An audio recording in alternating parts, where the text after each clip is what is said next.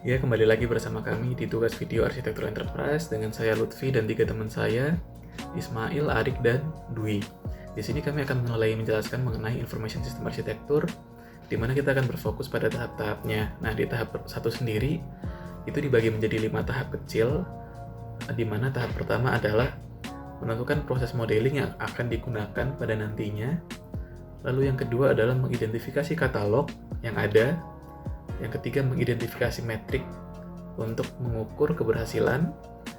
Yang keempat, mengidentifikasi diagram yang akan digunakan. Dan yang paling terakhir adalah mengidentifikasi requirement pada information system arsitektur ini. Nah, setelah itu juga ada di tahap 2 yang akan dijelaskan oleh teman saya.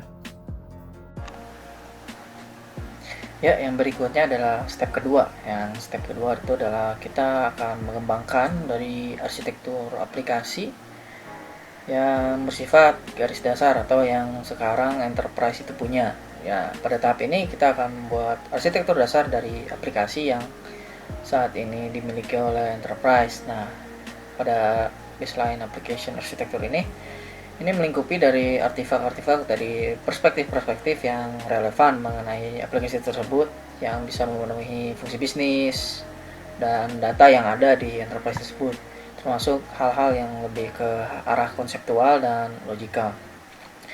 Nah, di sini juga kita akan menjelaskan komponen-komponen dari aplikasi yang sudah ada.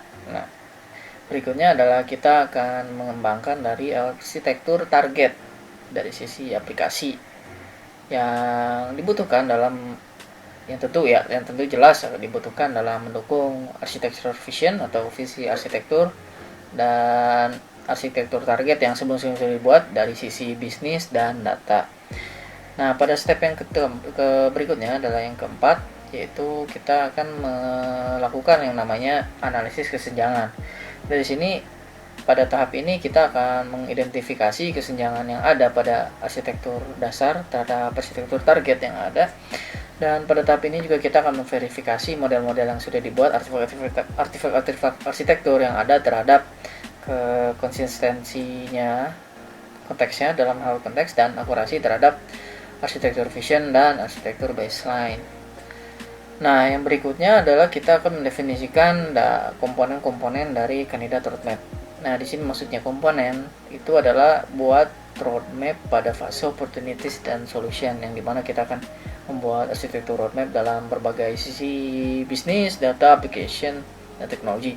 Nah, pada saat ini kita akan menentukan roadmap untuk aplikasi. Nah, fungsi dari kita membuat roadmap dari aplikasi tersebut itu adalah kita akan memprioritaskan pekerjaan-pekerjaan mana yang perlu dilakukan lebih awal sehingga visi arsitektur tercapai. Nah, yang berikutnya adalah tahap yang keenam. Pada saat ini setelah kita membuat roadmap pada sisi aplikasi, jadi dalam hal ini ada hal yang penting, yaitu kita akan melihat dampak apa saja atau implikasi yang terjadi setelah kita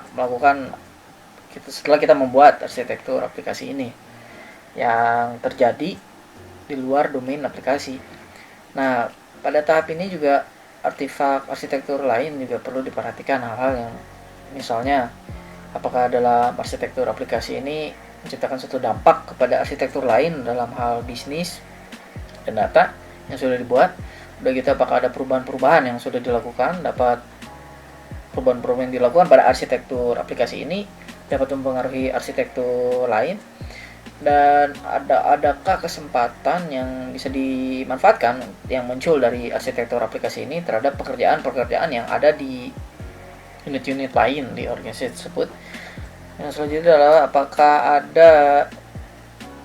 apakah si perubahan yang ada di sini itu mempengaruhi proyek-proyek yang lain di luar proyek ini gitu. Jadi ini juga bisa mempengaruhi proyek lain, nggak hanya dalam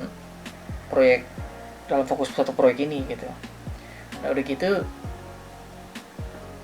dari proyek lain juga bisa mempengaruhi proyek kita gitu. Jadi kita harus melihat juga apakah arsitektur aplikasi ini akan terpengaruhi oleh proyek lain yang sedang dilakukan.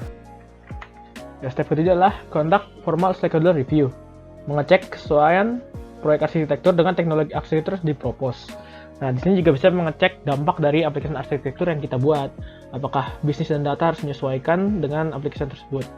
Dan diidentifikasi juga batasan-batasan dari teknologi arsitektur yang akan kita buat.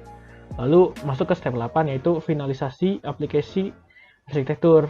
Di situ kita memilih standar untuk setiap building blocks yang digunakan. Kalau bisa, banyak menggunakan dari yang sudah dipilih di arsitektur repository. Lalu didokumentasikan untuk setiap building blocks tersebut. Dilakukan juga cross-check untuk keseluruhan arsitektur, apakah cocok dengan kebutuhan bisnis perusahaan, dan finalisasi pekerjaan lainnya seperti gap analysis. Dan masuk ke step terakhir, yaitu membuat dokumen arsitektur definition. Isi dokumen ini adalah rasional kenapa sih kita memilih building blocks tersebut pada dokumen ini, pada arsitektur ini maksudnya. Dan setelah semua step dilakukan, output yang diharapkan dari fase ini adalah sebuah draft arsitektur definition dokumen yang berisi baseline dan target dari application arsitektur. Berikut juga sudut pandang dari setiap stakeholder sesuai dengan concern mereka terhadap perusahaan. Dan juga ada draft arsitektur requirement specification. Nah, isinya tuh seperti gap analysis dan technical requirement yang dibutuhkan oleh perusahaan. Juga batasan dari arsitektur teknologi yang akan kita buat dan kebutuhan bisnis data yang akan diperbarui kalau diperlukan. Nah, itu saja sih dari fase ini. Terima kasih.